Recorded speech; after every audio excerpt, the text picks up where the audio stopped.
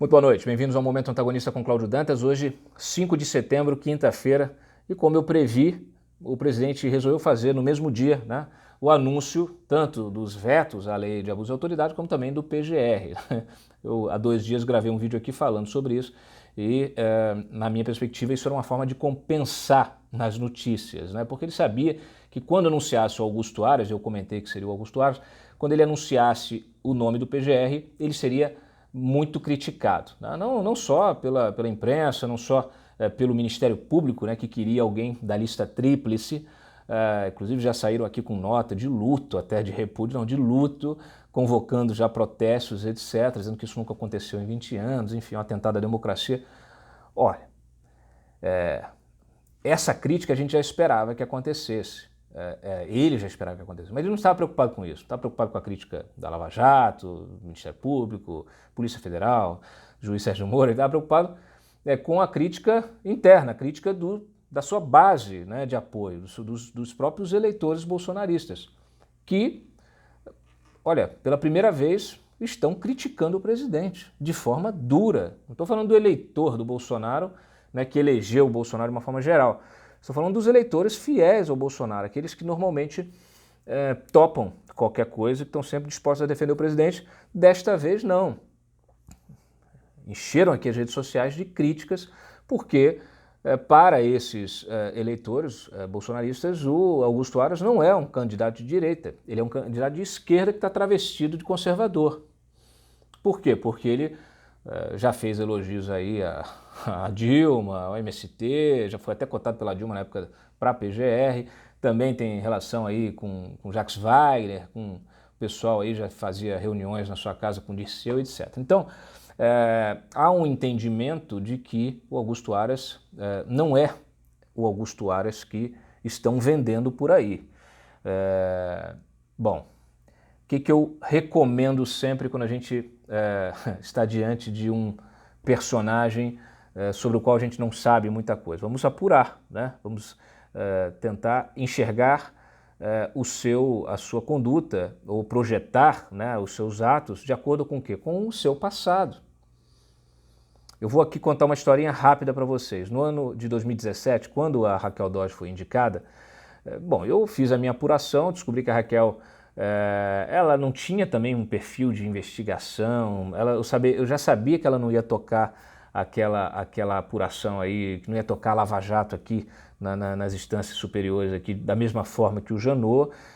Isso estava muito claro, porque o perfil dela era diferente, perfil mais discreto, fechado, etc. Mas tinha uma coisa mais grave aí, porque a Raquel teve na sua trajetória a oportunidade de conduzir as investigações lá da Operação Caixa de Pandora, que é do mensalinho do DEM aqui no DF, né, que inclusive levou à prisão do governador do Arruda na ocasião e tal. E quando eu estava investigando, apurando, descobri que tinha um dos vídeos do delator, do Durval Barbosa, que apresentou uma série de vídeos, né? Vocês conhecem esses vídeos? Tem vídeo do pessoal botando dinheiro na meia, fazendo oração, abraçado, agradecendo a propina. Um desses vídeos que ninguém conhecia,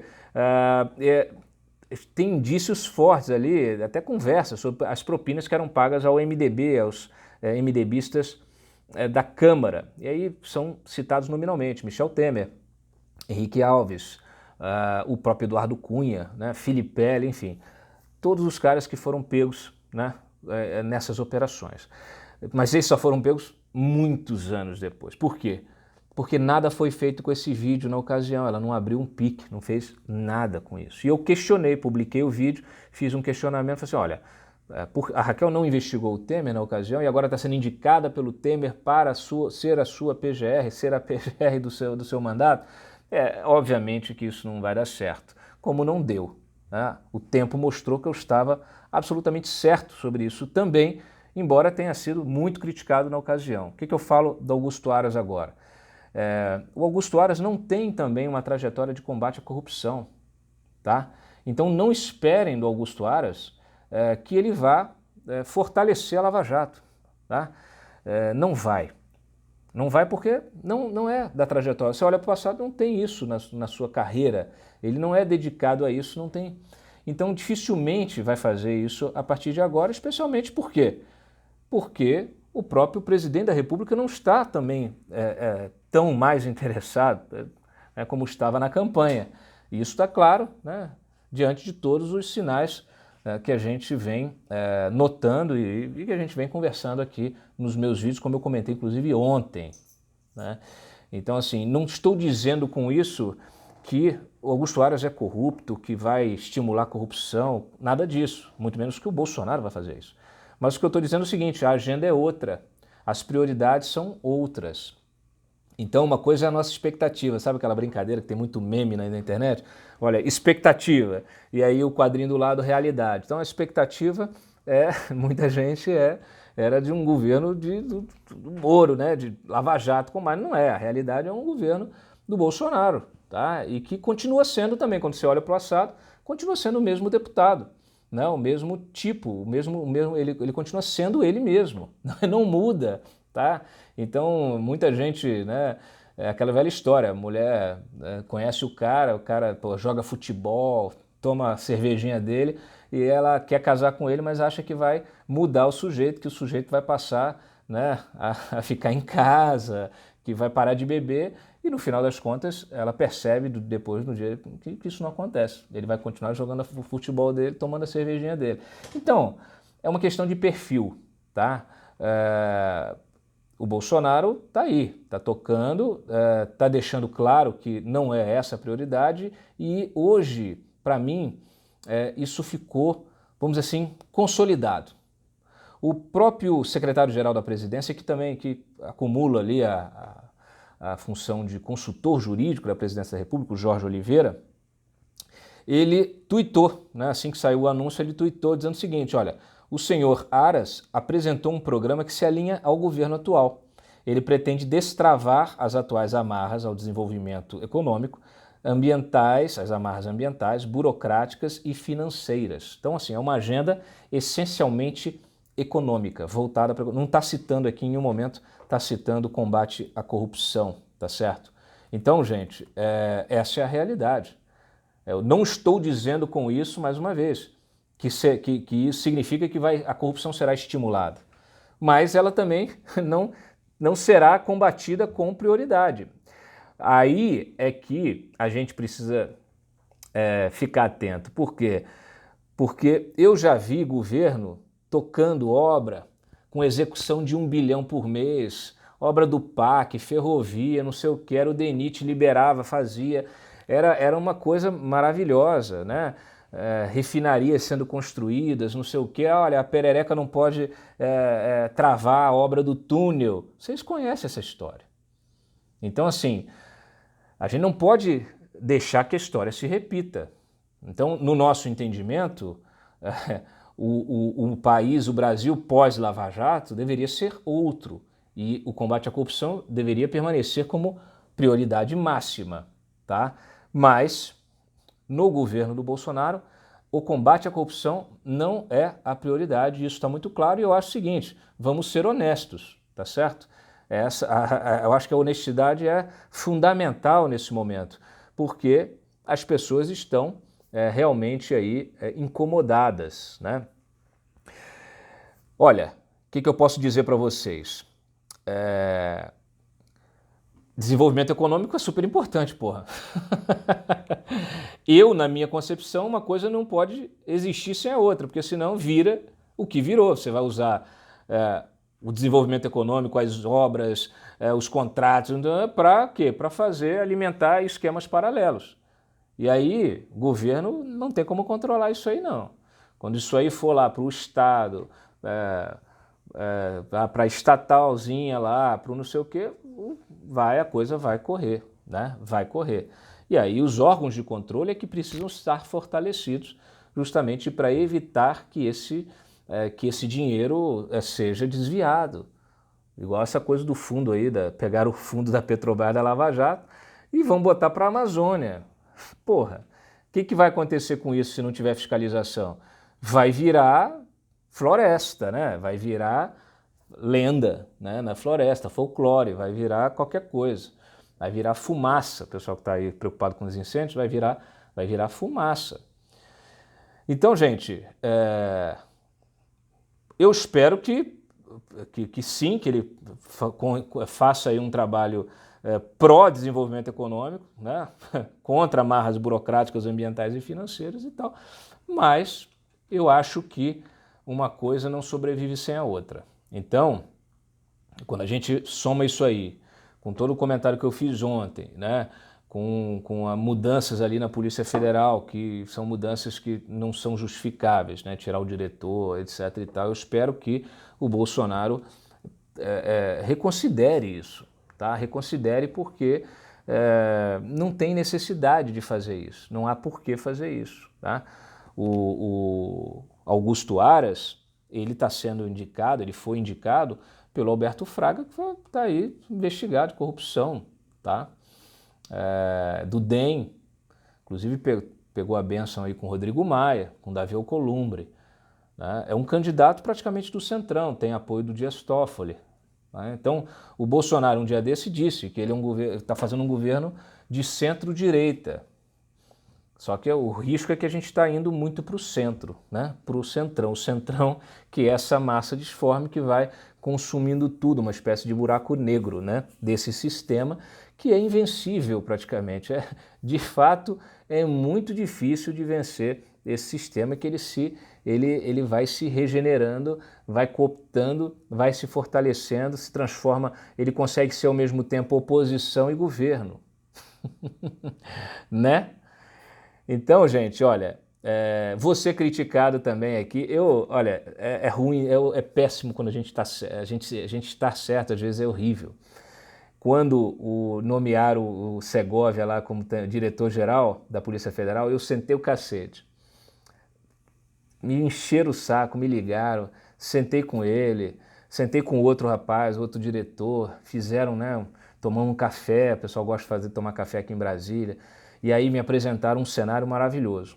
Aí eu falei, bom, beleza, então vou dar o benefício da dúvida, gravei um novo vídeo comentando isso, tá tudo na internet, comentando isso, e não deu, né? Vocês já conhecem a história.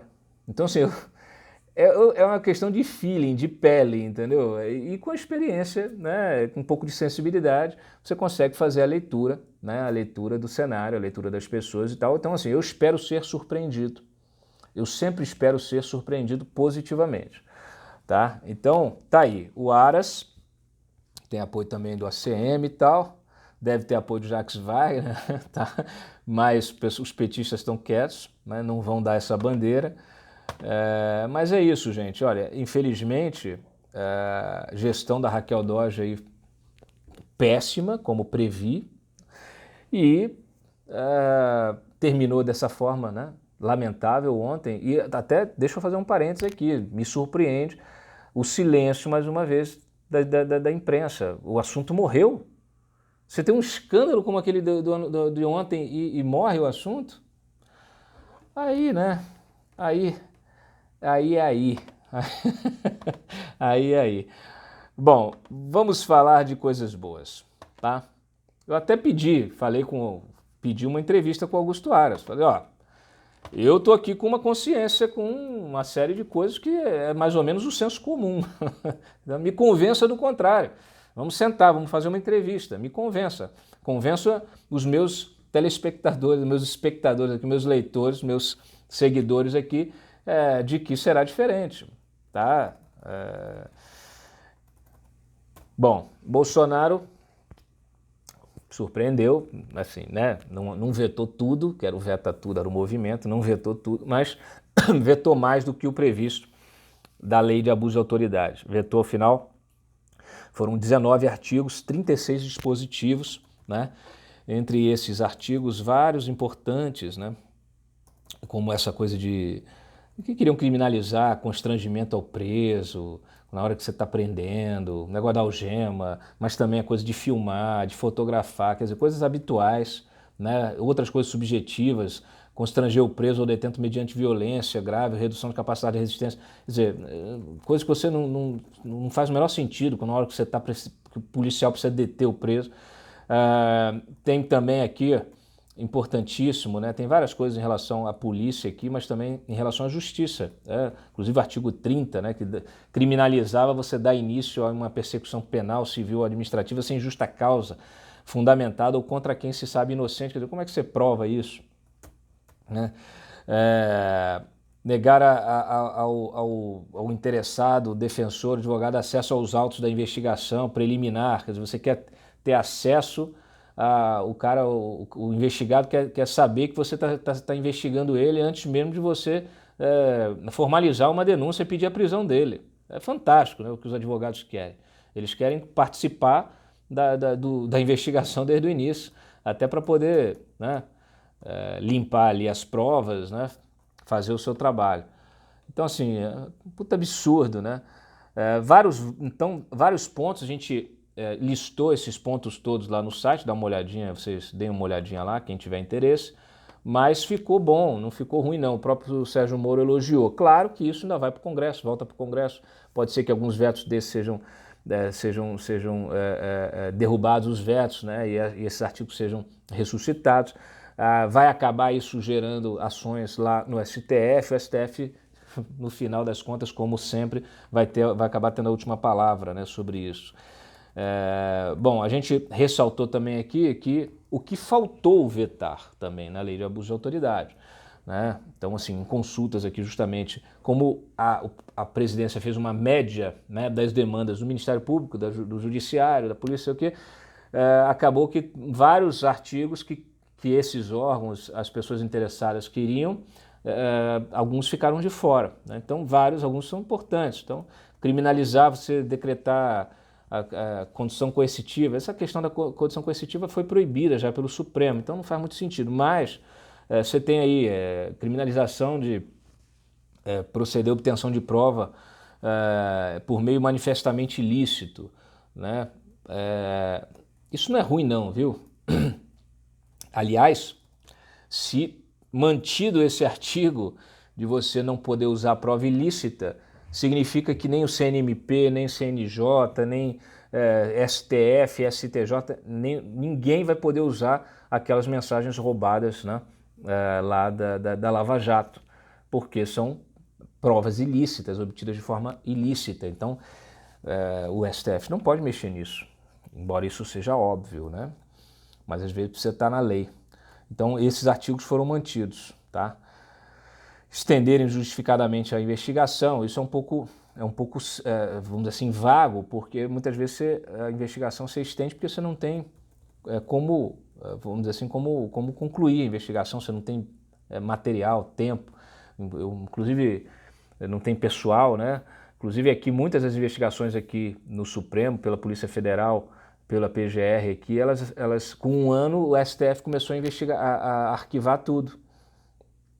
Ora, arquivando dizendo que, olha, não pode ficar aberto, mas se você não teve condição de investigar, se não teve recurso, é muito fácil então você acabar com a persecução penal, porque você simplesmente deixa a coisa ali, né?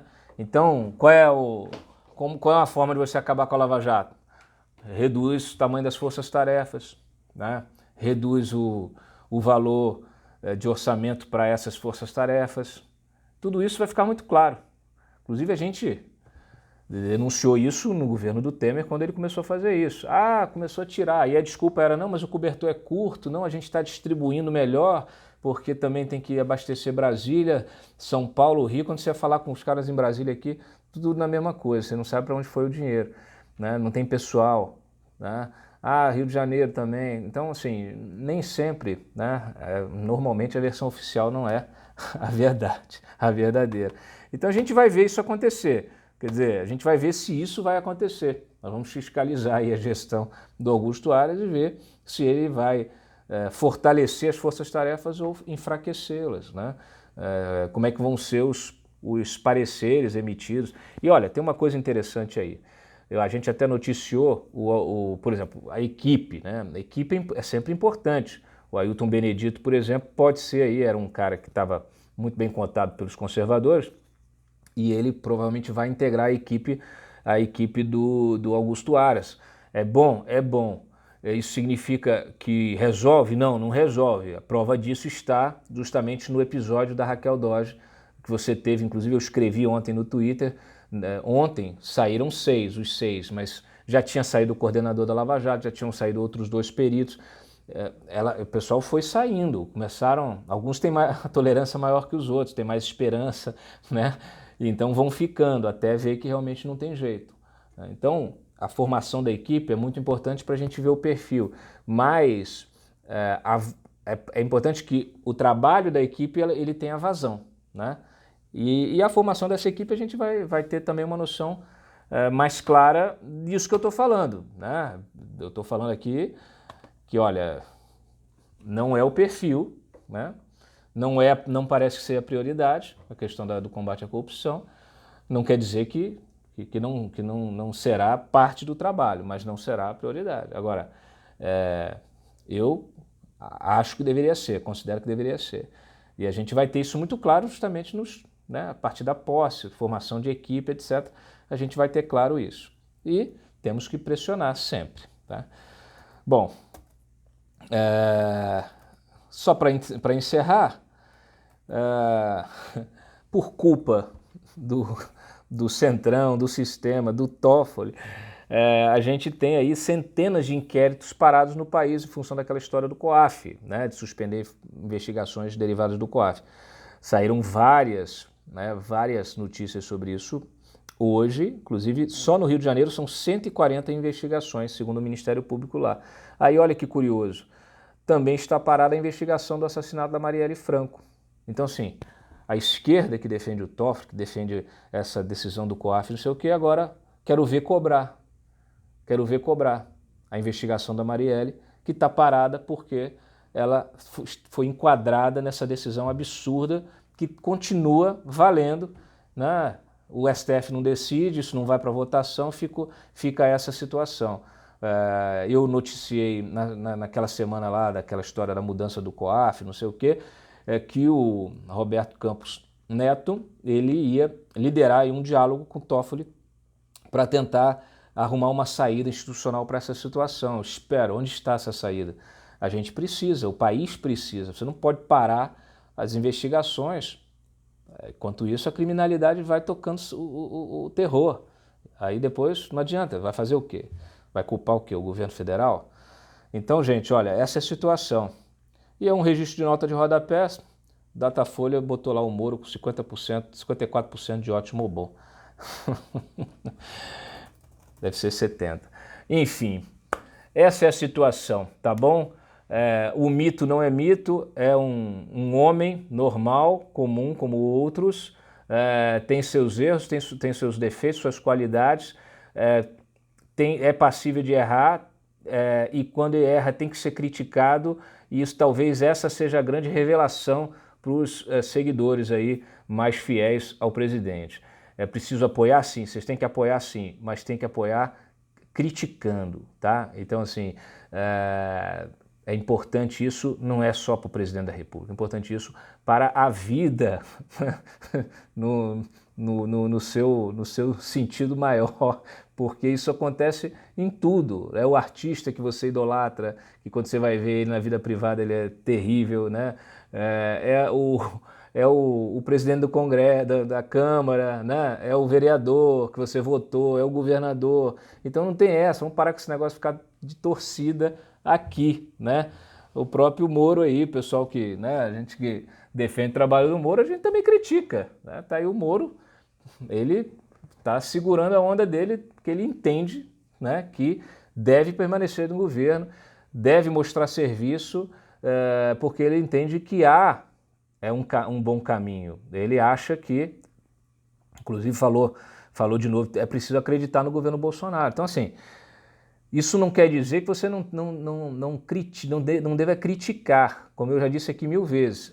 Tem que dar certo, tá? Mas só vai dar certo se a gente continuar atento, continuar criticando e buscando o bom caminho. O preço da liberdade é a eterna vigilância, vocês sabem muito bem disso, então fica esse o recado. Vamos em frente nesse nosso governo aí de centrão esquerda, de centrão direita. Um abraço e nos vemos amanhã em mais um Momento Antagonista. Tchau.